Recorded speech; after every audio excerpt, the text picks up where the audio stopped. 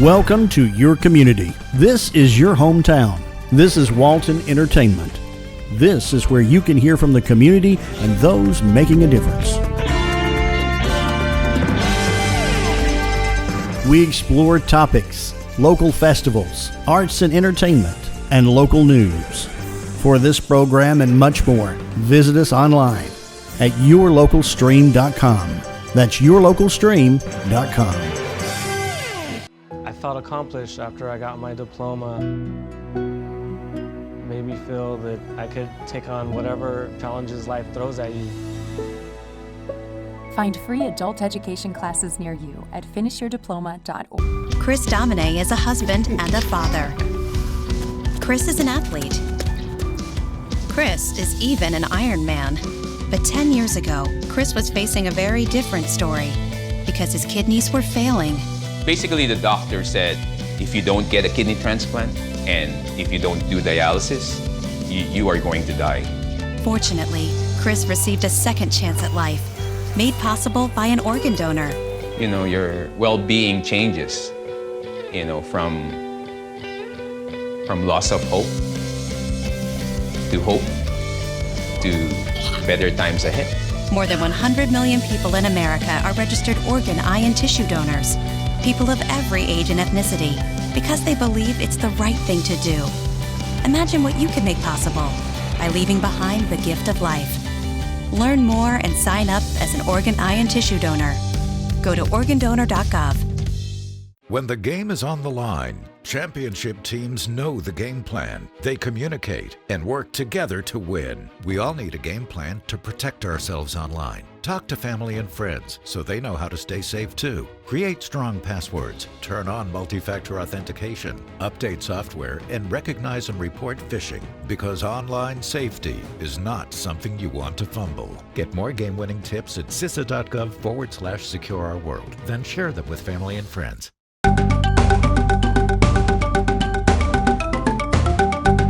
Seeds or pollinator gardens, you missed it. DIY drip irrigation. All right, smart watering. Everybody's here to take their garden to the next level, or as my kids say, level it up, right? We're gonna level up our gardening. And y'all, this is a game changer. Drip irrigation, it's literally hands-free after you do the initial install. All your hard work is on the front end, and it's maybe a day, half a day's worth of work if you plan it out really well. And you literally don't have to touch it again, and you can just set your timer and it'll water itself in a water conserving and environmentally better for your plants kind of way. Your plants are going to be having less disease when you target the root zone with your watering, and it'll save your water bill too. As long as you use a timer and just don't forget and just leave it on. Okay? So I'm excited to talk about this today, and there's pictures from my own garden here, so it's tried and tested. All of this is straight out of my garage. Okay? And this isn't, commercial. We're talking about hooking up to your home spigot, like at your house where your hose hooks up. Okay, so nothing like way out there you gotta go, to an industrial supply or anything like that. All right, I have to show this slide. We're an equal opportunity affirmative action veteran disability institution. And sorry, we can't afford to print you every slide that we talk about. We'd love to, but if you want to go to our website, follow those links, you can find a copy of all of our talks. So it's there if you want to follow up afterwards. All right. This is how I watered before I installed my drip irrigation. Child labor, nice. Well, it usually started out with me watering and then him saying, "Mom, give me the hose." So you can imagine how much waste happened in this situation. And this is how most of us start, overhead watering. And it's usually in the summer, and it's like coming up on 5 o'clock, and you're like, holy shoot, forgot to water, I gotta get out there. You see the plants wilting. If you're a vegetable gardener, if your vegetables are wilting, it's already too late. You should have already watered, okay? So wilting is no, we don't need wilting.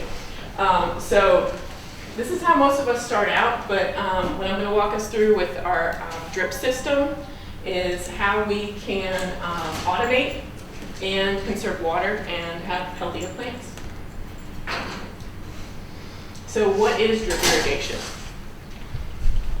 So it's the frequent, slow application of water through emitters. Emitters are the point where the water is going to come out. So they could be a micro sprinkler on a little stake like this. They could be a dripper that just drip, drip, drip like this. It could be drip tape, where there's evenly spaced emitter holes where that water drips out. So they're either built in to the hose in the form of a drip tape or a drip line, or there's actually things that you connect to that main line that will administer the water to the root zone. Okay? They can be used for vegetables, ornamentals, shrubs, annuals, anything you grow in your garden, you can use drip irrigation on it. All right. Why use it?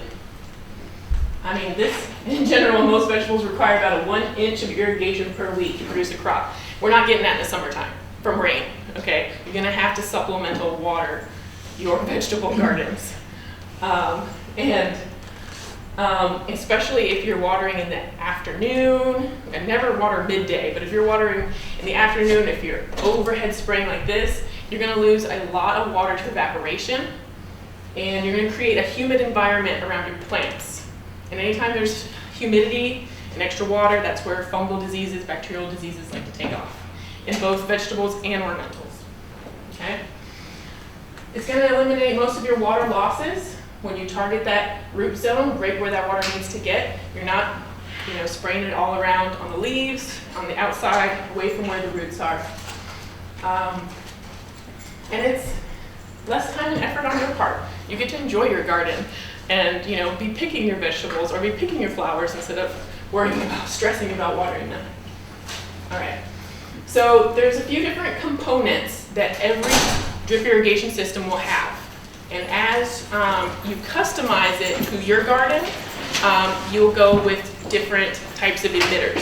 But I'm gonna kind of run down what every system, the main components are gonna include, okay? So first is gonna be our head assembly, okay? So that's what connects directly to your spigot. That's going to include a water filter, a pressure regulator, a backflow preventer. This prevents the water from your garden flowing back into your house water source, okay? And then you're gonna need a tubing adapter, because when you connect to your standard spigot or garden hose, you're gonna be at a 3/4 inch connection. Most of our garden hoses are 3/4 inch. And then you'll have to size down to our mainline poly hose, which is about 1/2 inch, okay? So you'll need a way to connect the tubing to either your hose or your spigot. All right, talk about tubing. So we have our main line or our header tubing. So that's gonna be the widest diameter tubing you're gonna use. And we'll get to this in another slide, but 1/2 inch poly hose is pretty much gonna be the standard for the home gardener. You don't need anything bigger than this unless you have to run water a really long way. Like if you're running out to a blueberry patch in a pasture an acre or two away, you might need to go up to 3/4 inch. But if you're just staying within your yard, this should be fine for your main line, okay? And this is not super flexible. Like it'll run in a straight line and it'll go kind of, turn and S a little bit, but this is pretty rigid and it's tough. I mean, mine is a pretty high traffic area and I have 3 kids and a dog and they walk over top of it all day long. So it stood up for years. So it's pretty tough, but you can't run a mower over it. Okay, so if you're gonna run across your lawn, I would recommend connecting a garden hose in between and then you can just disconnect that hose. I got a quick connect. That's what I do with my husband when he mows the lawn. I just quick connect the garden hose, release it, put it up, and then he mows and I reconnect it. So, but this is what most of our main lines are going to be composed of. This is called 1/2 inch poly hose. Okay, polyethylene hose. And it's very standard in irrigation systems. The other type of tubing we're going to have is our lateral or micro tubing, which is this right here. And this will run off of the main line. So, okay, let me see here. Here's my end. All right. Again, yes, I just raided my garage. See my hand? There it is. Okay, so this will connect here. And then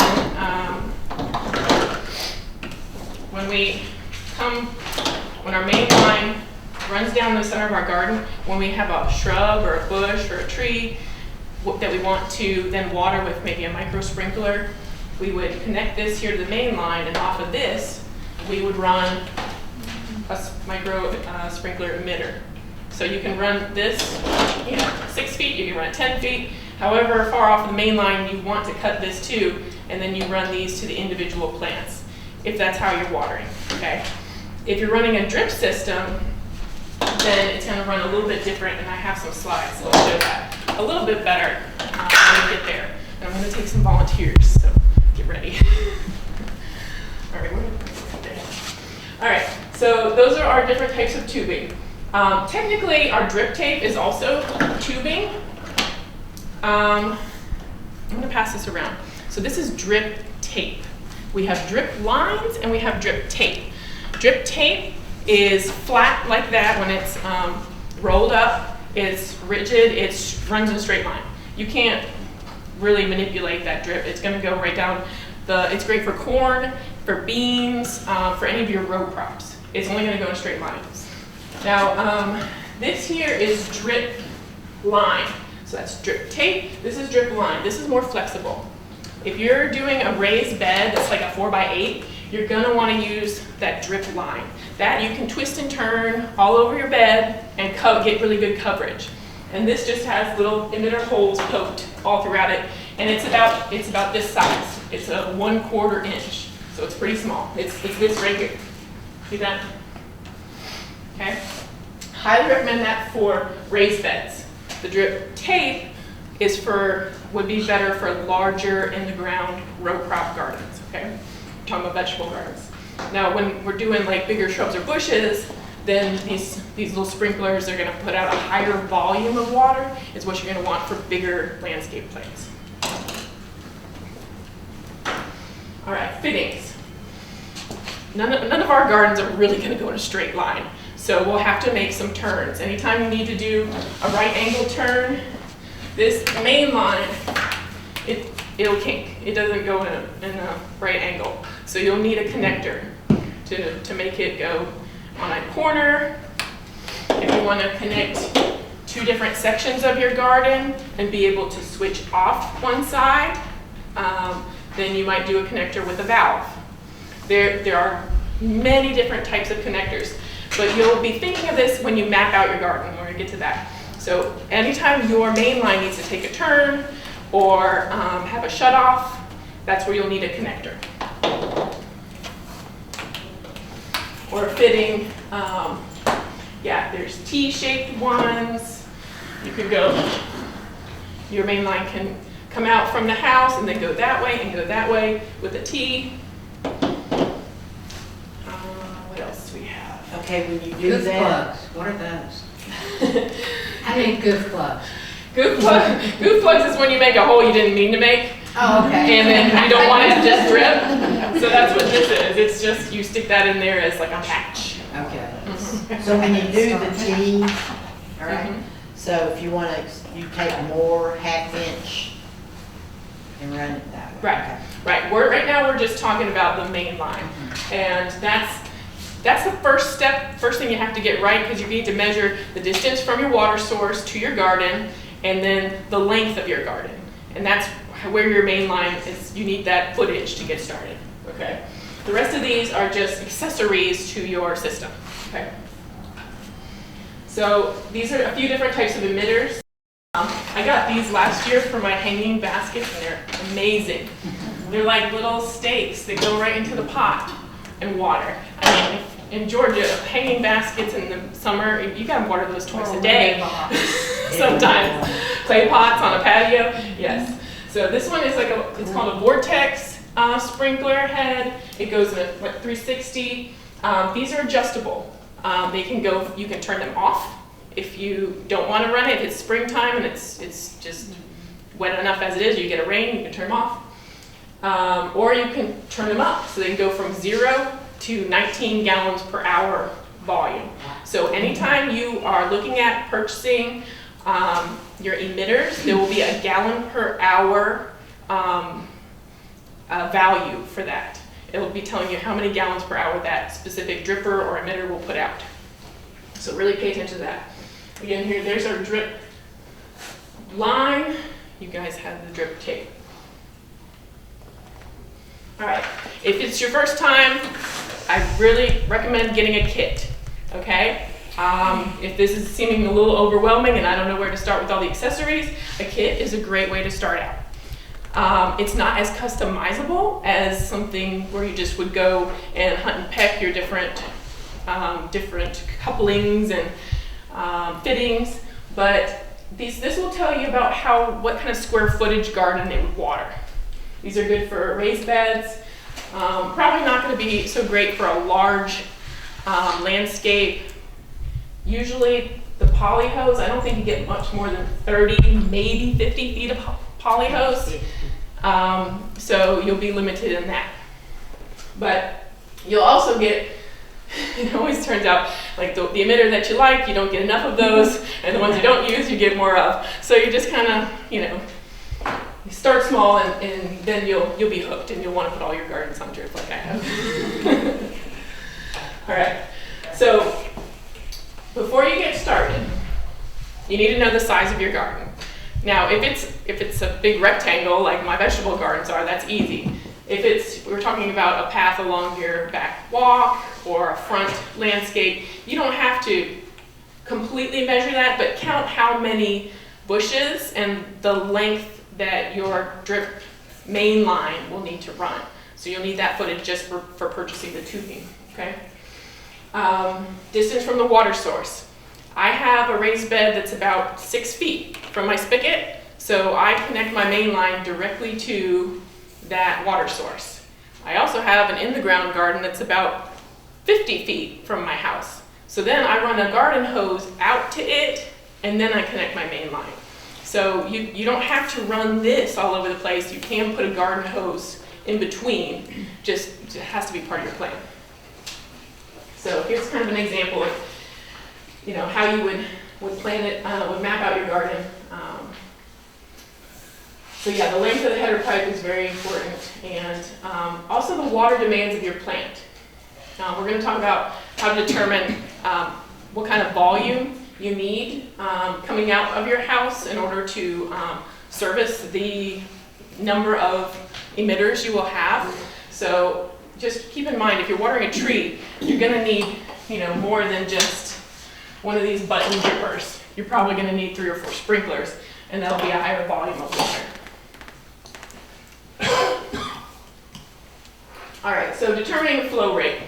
I gave this talk in Loganville, and I started talking math, and then I got a lot of blank stares. But it's not a lot of math.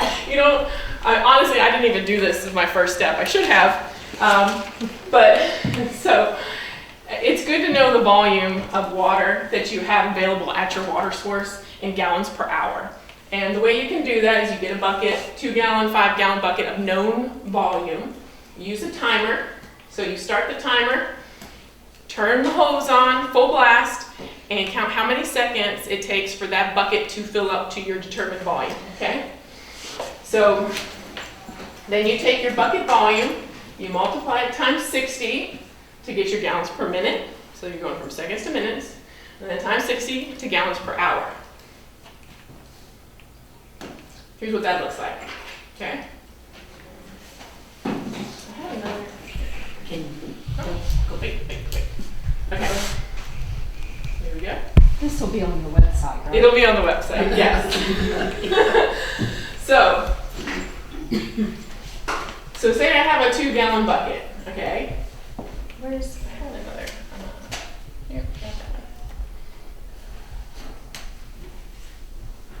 one.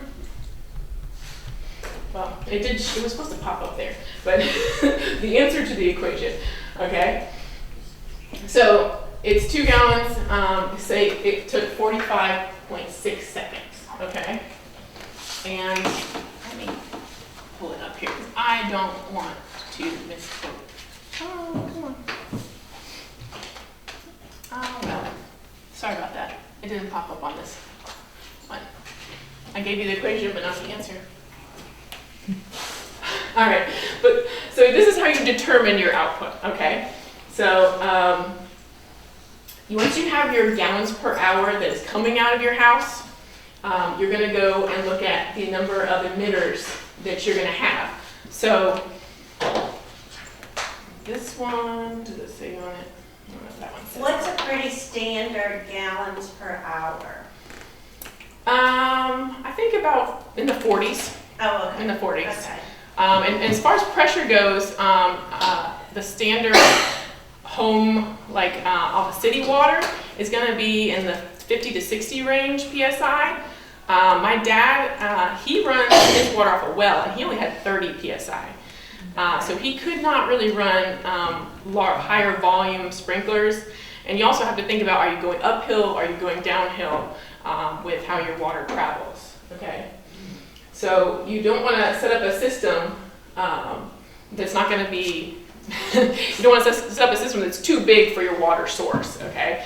But I think on a small scale, you guys should be okay, as long as you're not trying to water an orchard, you know, from your house spigot, okay?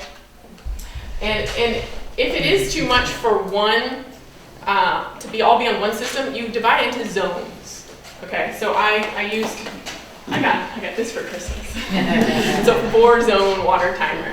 So I have I have my in-the-ground garden and 2 raised beds on zone 1. I have 1 raised bed on zone 2. I have the east side of my walk on zone 3. I have the west side of my walk on zone 4. And they don't all run at the same time, they just go in a sequence. So that way I can use one water source for 4 different zones. And if you have multiple spigots, then you can just use different spigots at different times. I think that's the most confusing part of it. So map out your zones. This is your water source. How many feet until you need an elbow? Okay, I'll need a coupling here. All right, I'll need a T coupling here because I need to then send a poly hose out to my first raised bed. All right, these orange ones are going to be my drip line. Okay, so you'll need to measure roughly each of those sections so you make sure you have enough tubing. Here's some different examples. If you have smaller vegetables, drip line, drip tape is great. If you have larger vegetables, you might even want to just do a dripper at each vegetable. I pretty much do, well, some of my raised beds I did those micro sprinklers. So something like this has a swath of about that much it'll cover. So I have maybe 4 or 5 of these in one raised bed, and that covered the whole thing. But yes, drip tape is really good for vegetables that are in a straight line. But if you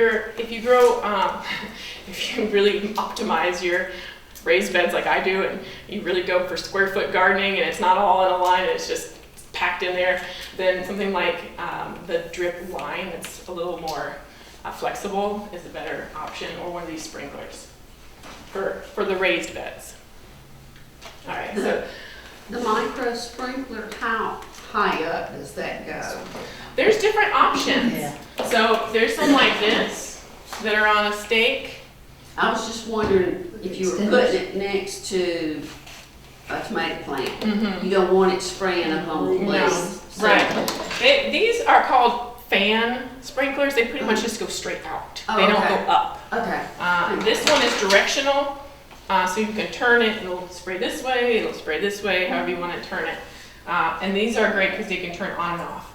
But I will say I grew tomatoes in the ground, I grew tomatoes in 2 different raised beds, and the tomatoes that I had on these micro sprinklers, even though they were, you know, the water was not going more than this far off the ground, there was twice as much bacterial spot and alternaria on those tomatoes, just because that when they got big and those leaves closed in, they would trap the moisture down there.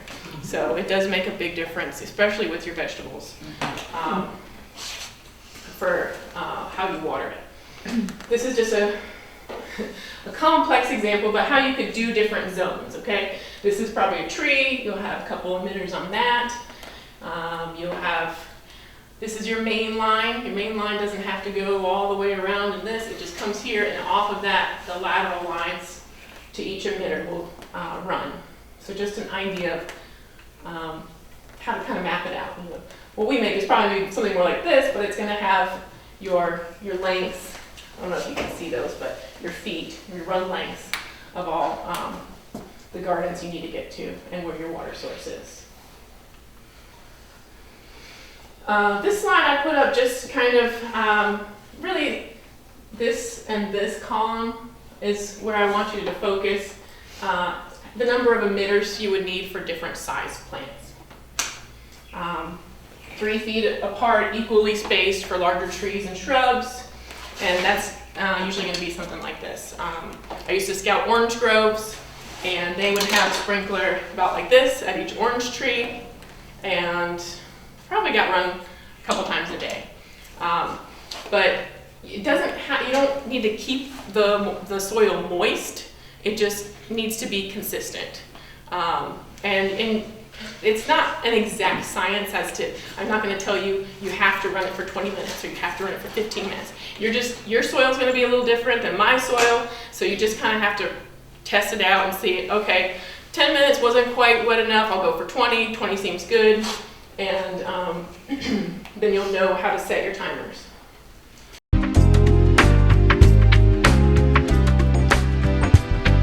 Good morning. Thank you for watching. I'm Dina Huff, the Executive Director for the Partnership for Families, Children, and Youth. And I wanted to come on today to share a few things that we have going on and invite you all to attend, sign up, and then a couple of things that our partners have going on in the next coming months. So we are having our next collaborative meeting on April the 15th. And yes, that is tax day. I'm sorry. But you can take a break from that frustration and come collaborate with some of our partners. The location is here at the Board of Ed Annex. And if you need more information about that, just give me a call or email me and I can tell you all about that. If you have a program that you're doing for families and children of Walton County, we'd love to hear about it.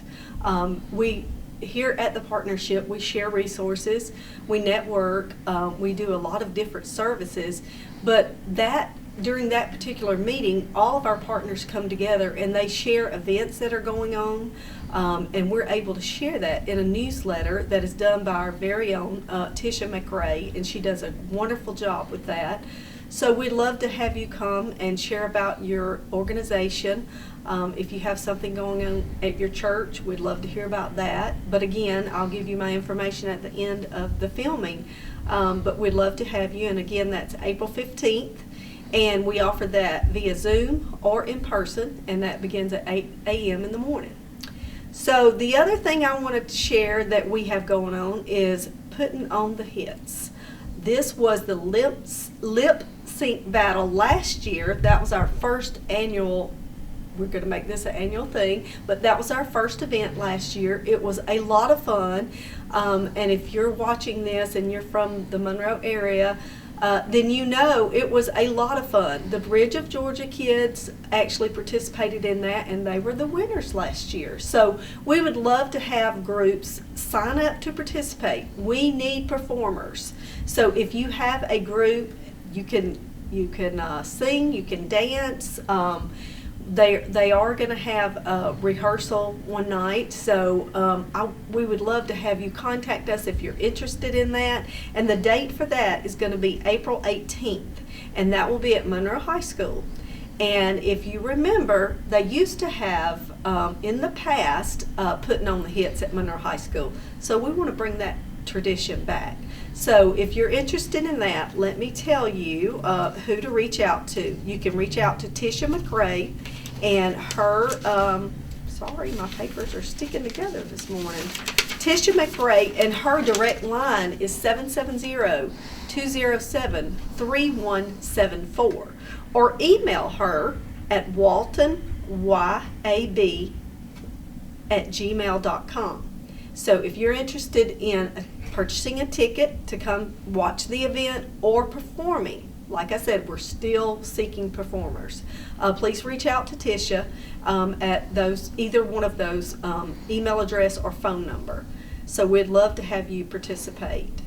And also, next week there will be a job fair, and that will be at the Boys and Girls Club. And from what I understand, there will be lots of vendors there. So if you're looking for a job and you want to go find out what that's all about, that is March 25th from 9 until 1 at the Monroe Boys and Girls Club. And I would just suggest that you show up and you might walk away with a job. So we would love to hear from you if you have questions about resources in the county, just need some guidance on some things. Please feel free to give us a call. And we have started receiving calls for summer camps for this summer. Yeah, it's March, but parents are already looking for places to send their kids this summer. So if you know of any summer camps going on, if you would just email me that information so we can share it on our email list serve, our website, our Facebook page. We want to get the word out to parents so they're not struggling trying to find a place for their kids to go this summer before it gets here, because it will be here before we know it. So with all that being said, let me give you my direct line and my email address. My direct line is 770-207-3175. My email is Dena, that's DENA .Huff, HUFF, at walton.k12.ga.us. I know that's a mouthful, so I hope you got it all. And again, it's always a pleasure, and thank you for watching.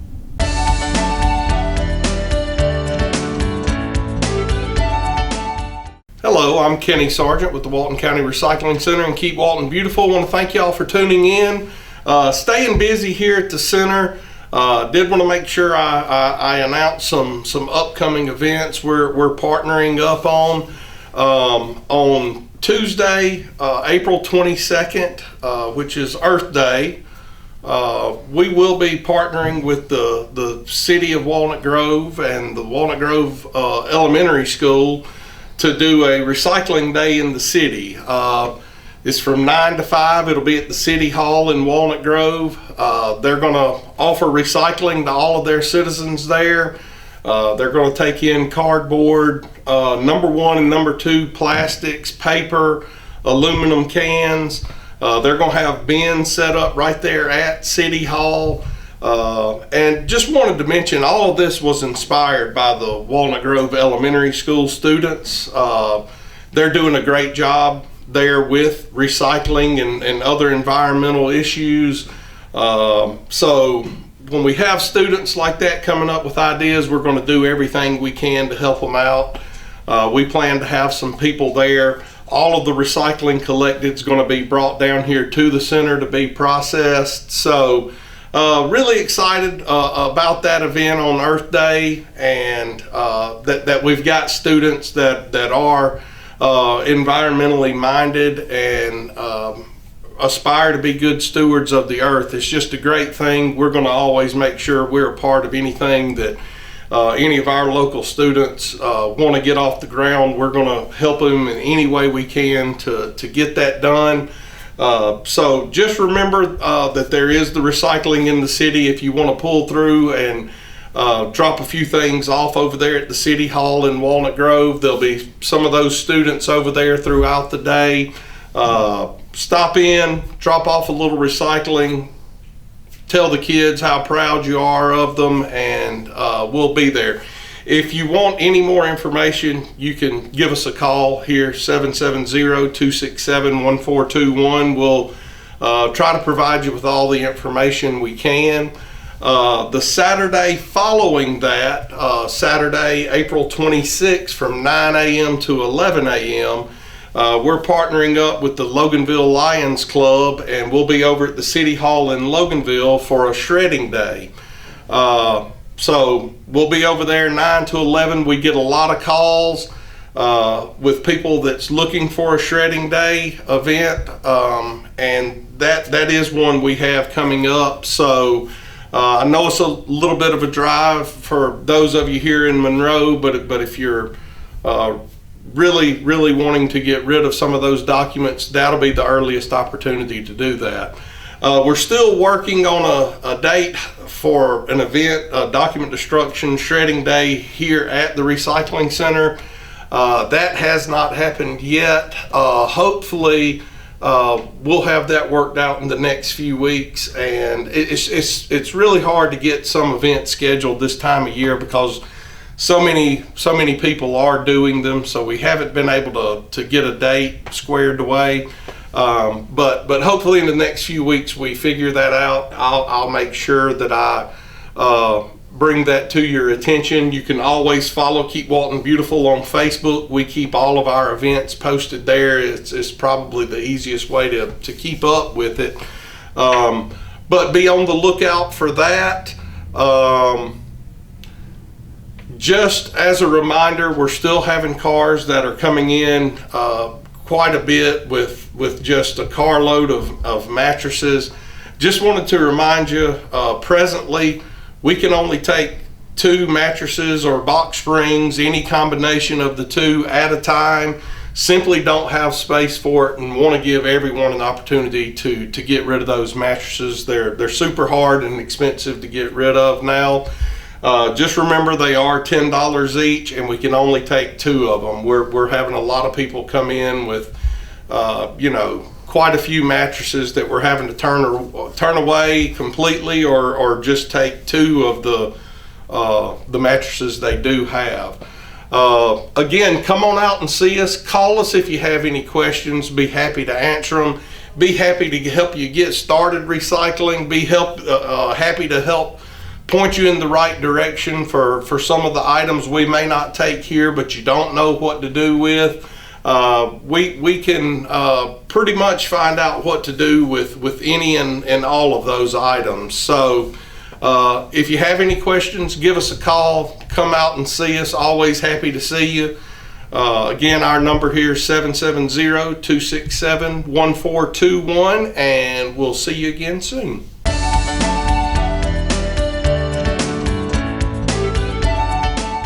Hey, thanks a lot for tuning in. We're going to show you some of the dogs that are here at Walton County Animal Control. You know, we're always getting in new dogs every day. Seems like more dogs are coming in. So we're going to just show you a few, but you can always window shop at waltonpets.net. All the animals are posted there. Maybe you've lost a pet, you can also look there to see if your dog or cat is in the shelter. Lots of dogs, they all get dewormed, vaccinated. Most of them get heartworm testing, and our adoption fee is still just $50. It's about the only thing in this world that hasn't gone up in price. So come on down, adopt a dog, $50. We also have a lot of cats. It's getting near springtime, so kittens will be coming in. We can't really show those on TV because they might run away out here. But again, waltonpets.net, you can see all the cats that we have for adoption as well. So now we're going to show you some of those dogs that are here. Donovan, he is a year old. He is available for adoption here at Walton County Animal Control. This is Maggie. She is a Husky mix. She's probably 2 or 3 years old. She is not spayed. She is heartworm negative and up to date on vaccines since she's been here. She's a really sweet girl. She needs to go home. This is Scout. He is a 2-year-old Rottie mix, and he would make someone a great dog. He is ready for adoption today. He knows how to sit, wait for his food, and he knows a bunch of commands. Hey there, this is Barney. He's a happy little guy. Not sure what breed he is, maybe a little Feist mix or something. But he came into the shelter already neutered. He's been vaccinated and dewormed, and he's ready to go. He's not very big, so maybe you have an apartment or something. He'll fit in nicely there, and he's always in a good mood to cheer you up. Again, his name is Barney, and he's at Walton County Animal Control. This is Josie. We believe she's around a year or so old. She's a pit bull mix, and she is available here at Walton County Animal Control.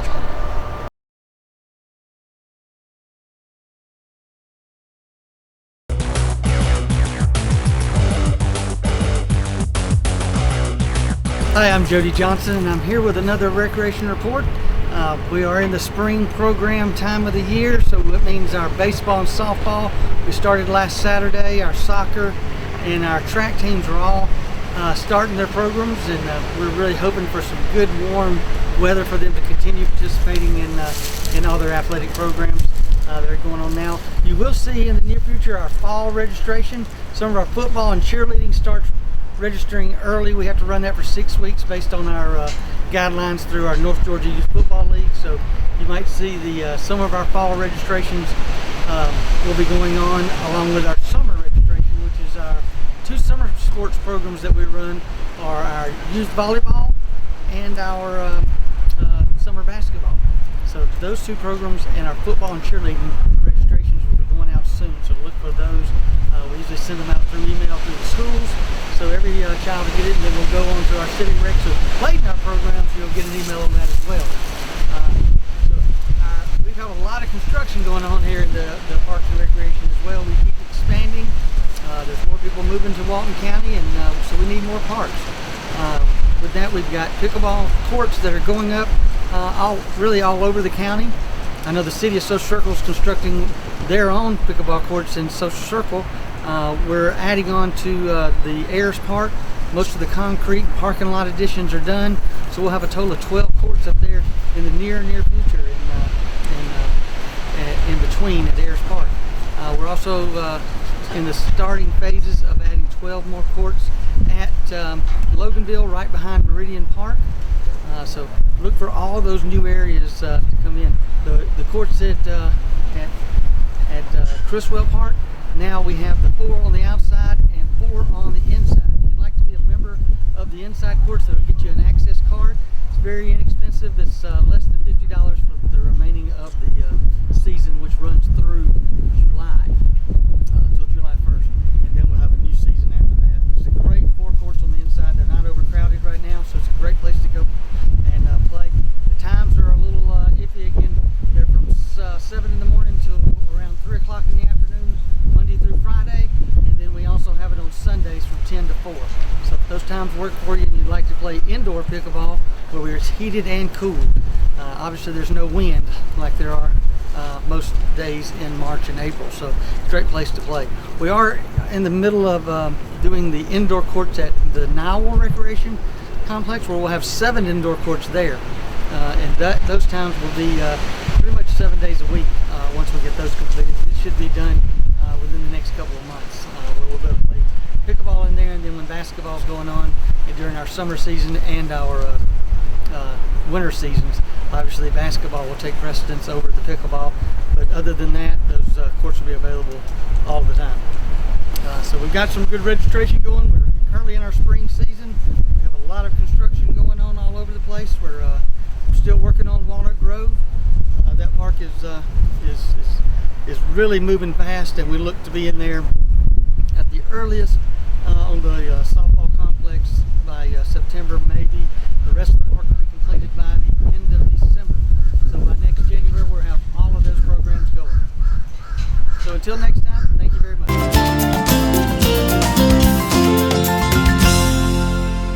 Hello and welcome to Monroe Walton Center for the Arts. Our elementary show is wrapping up as Paul is taping me today. By the time you see this, our middle and high school show will be in the gallery.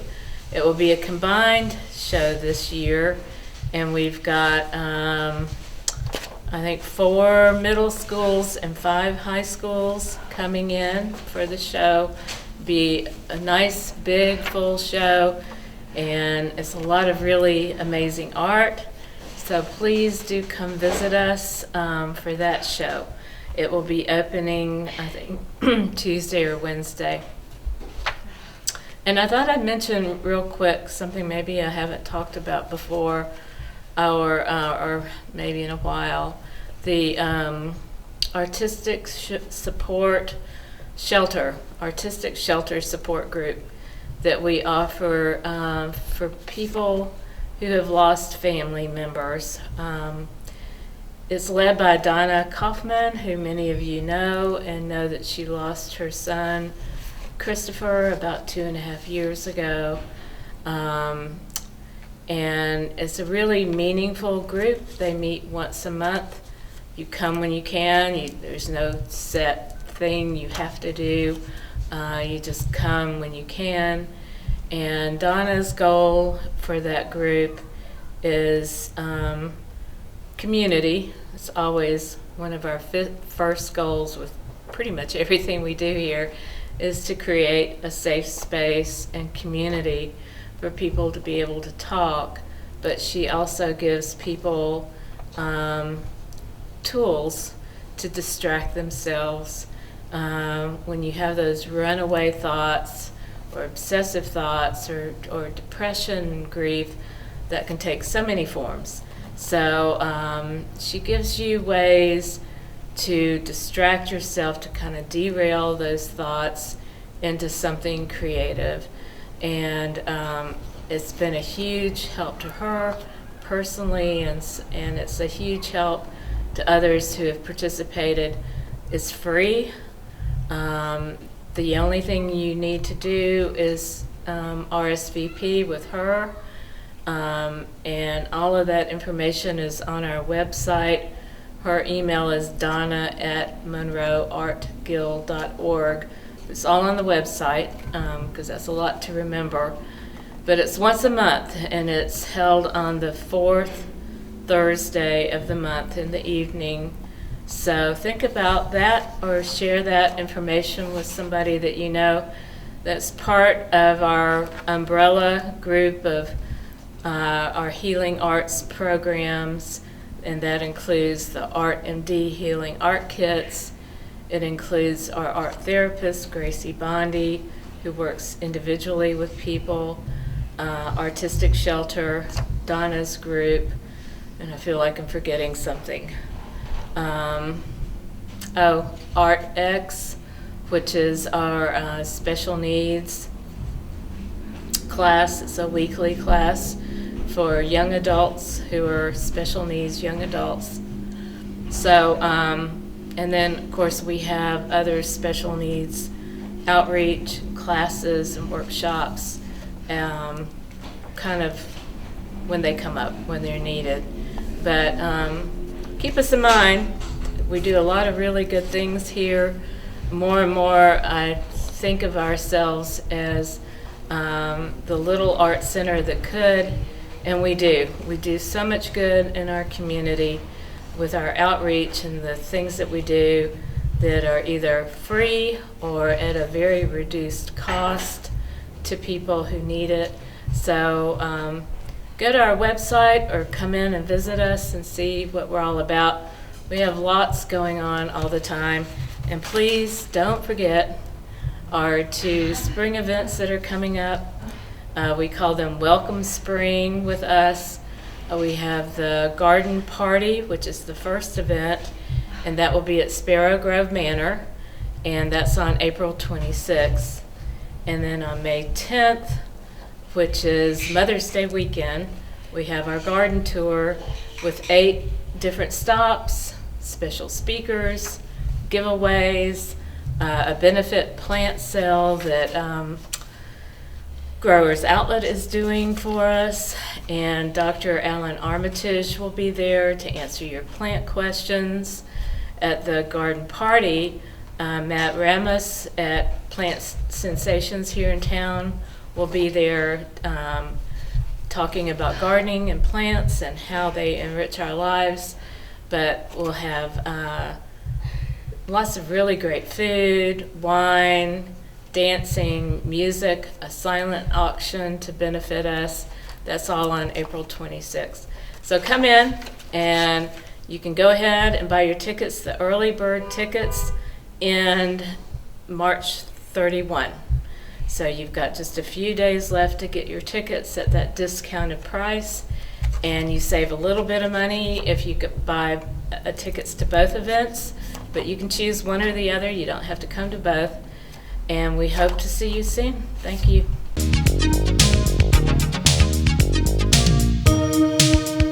Hey, I'm Isaac with Reboot, giving you the Reboot Tech Tip. Again, I want to talk about a little bit about security.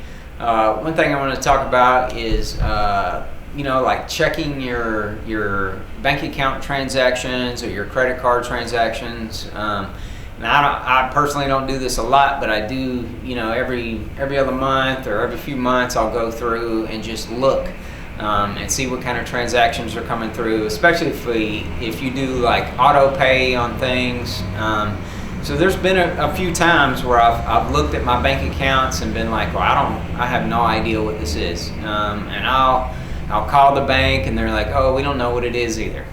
And so we'll have to, usually I have to go down to the bank and be like, okay, well, let's figure it out. Like, where is this coming from? And it may be a process that they can do right then, or maybe a process that takes a couple days.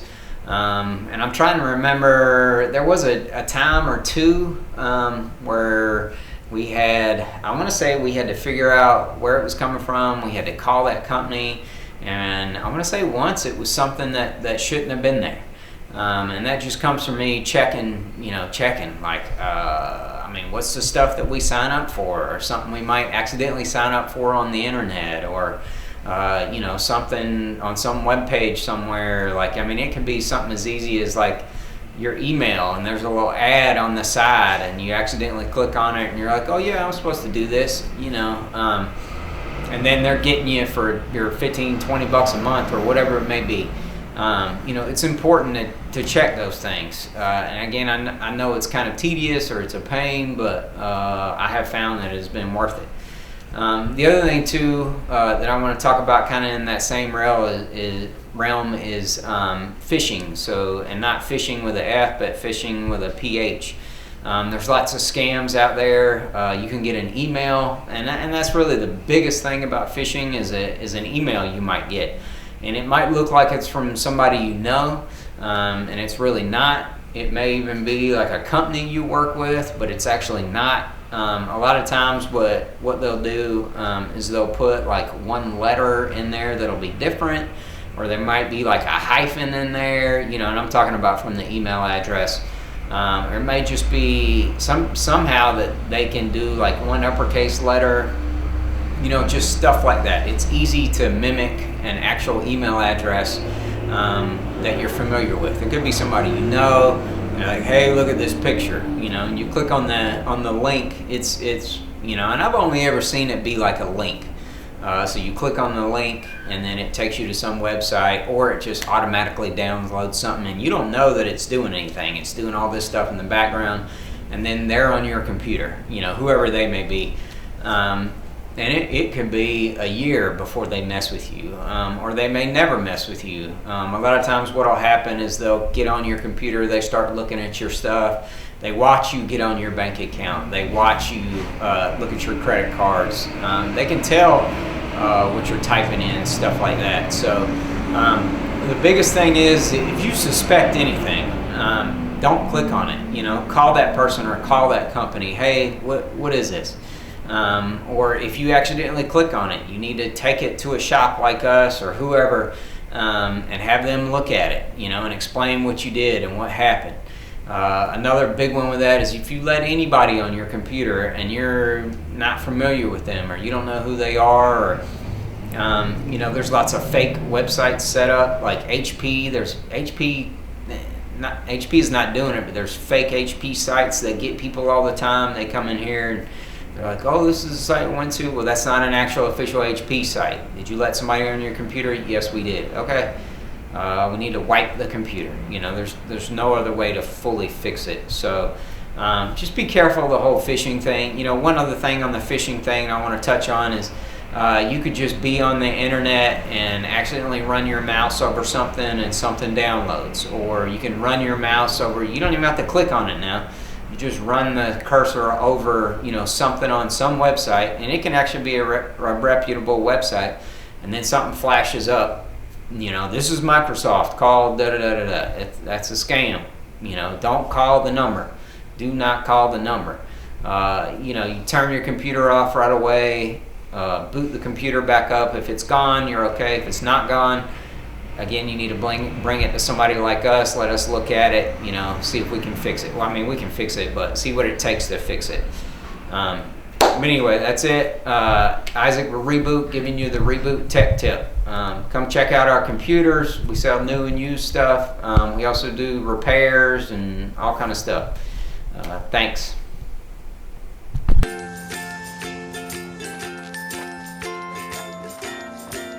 All right, crew, let's get started. All right.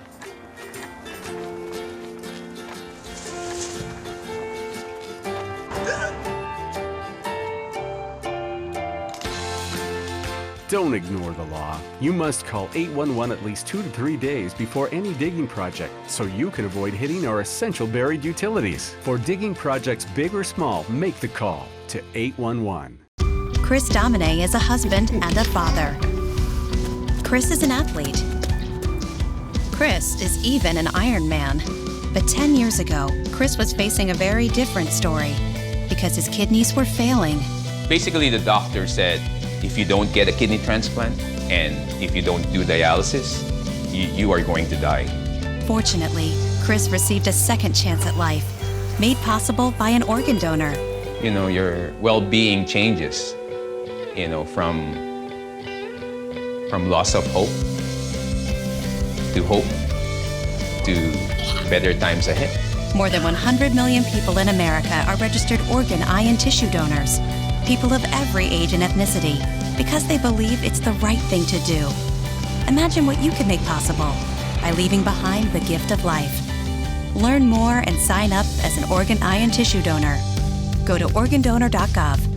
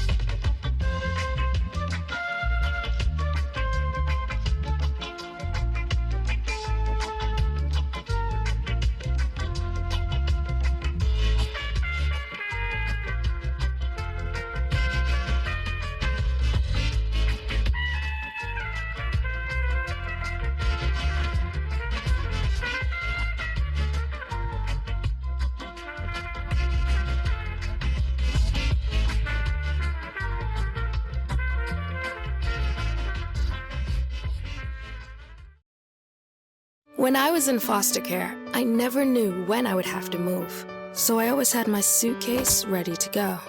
Then one day, I was adopted. My new parents opened their hearts and home to me. My parents cook my favorite breakfast for me every morning. My parents take me on trips I never thought I would go on. They gave me a home and an even better reason to use that suitcase. My parents aren't perfect, but they're perfect for me.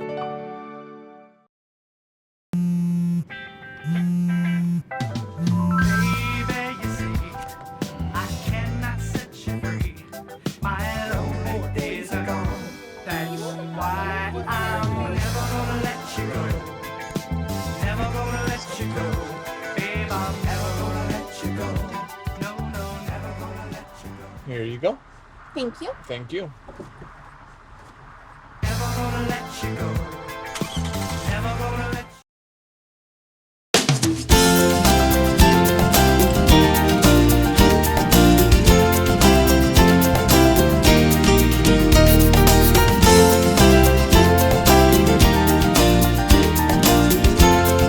Your community. This is your hometown. This is Walton Entertainment. This is where you can hear from the community and those making a difference.